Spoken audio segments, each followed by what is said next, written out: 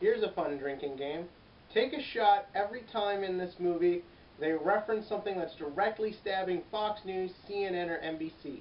Trust me, you'll be dead of liver poisoning by the time you're halfway through the movie. Cue title scene.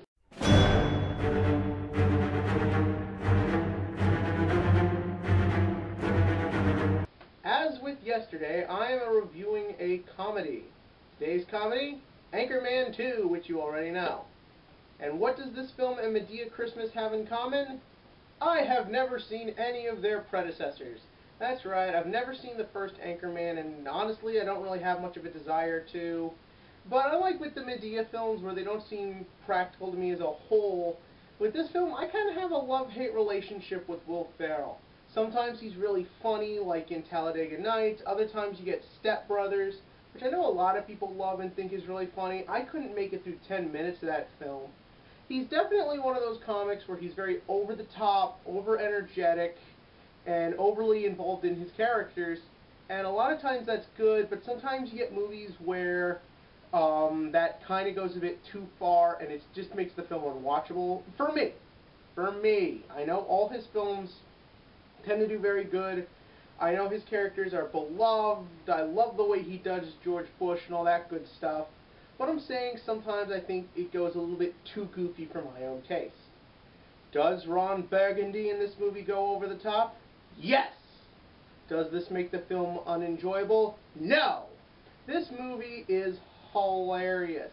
Not in the same way A Medea Christmas was yesterday, where that movie kind of goes for like some of the factors of real life. This film is a complete fantasy. Everything from a lot of the dialogue, from the way the characters behave, you can clearly tell this movie is not made to be the deep philosophical movie that tells Fox News to go kill itself.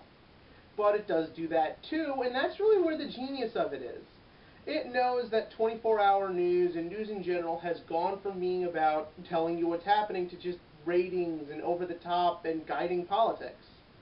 But, at the same token, they know it's a movie about a guy who's so self-obsessed he's a moron. So, let's not overboard it. It definitely wasn't preachy. That's the important part with comedies like this. When you're satirizing something that's going on in the real world, it's important not to get preachy. You know, Family Guy I think has gone pretty preachy. Sometimes South Park can. But in the case of this movie, I definitely felt it had the right balance of everything. And I feel like a lot of that was how much fun you could tell everyone was having with these characters. Will Ferrell, say what you want about him, I already have. He's definitely the kind of guy where he gets way into these roles. You can tell. He becomes Ron Burgundy. I mean, a lot of these characters are typically the same, the loud, the obnoxious, the self-obsessed. But he just does such a good job of getting lost in it, and you feel like it is Ron Burgundy, and you almost just want to get in there and strangle this guy, because you just forget it's an actor playing a part. You just think, here's this idiot. Now, and the rest of the cast is good too. Paul Rudd's hilarious. Steve Carell steals the whole show. I mean, seriously, he is hilarious in this part. I've liked a lot of Steve Carell movies, even the ones no one else likes.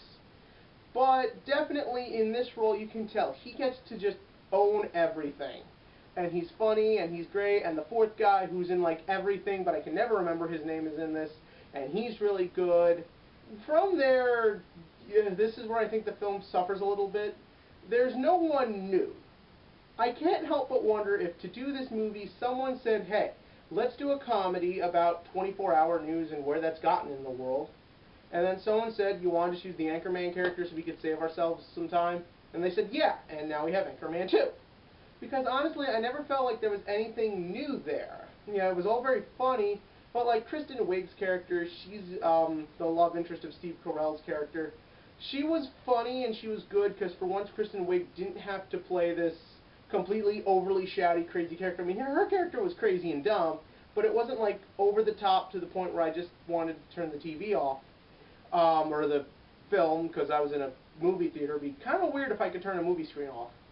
But I definitely enjoyed her, but not enough to where I'm like, oh god, if they do a third one, she's got to be there. The film's sort of villain's not very interesting. they've got a thing going on with Will Ferrell's like wife, and they got a kid, but then there's a problem, and they separate, and then there's the black chick you saw in the trailers. And honestly, I don't uber care as much as I thought I would. Now, definitely you can tell by the trailers, screw being PC, let's just be off the boat, pure funny. That's what this is. Unfortunately, a lot of the stuff that isn't necessarily meant to be just pure for a 1-second laugh isn't interesting. I mean, definitely there's some good satire and some good jokes about what our world has become thanks to 24-hour news, and I'm grateful for that. But to be honest, I can't say I really care about anything but that. This film definitely is very hilarious. I was hurting so much I was laughing at a lot of parts. And other times it was like, okay, let's get back to the funny. And because of this, I gotta give Anchorman 2 an 8 out of 10 on the comedy scale.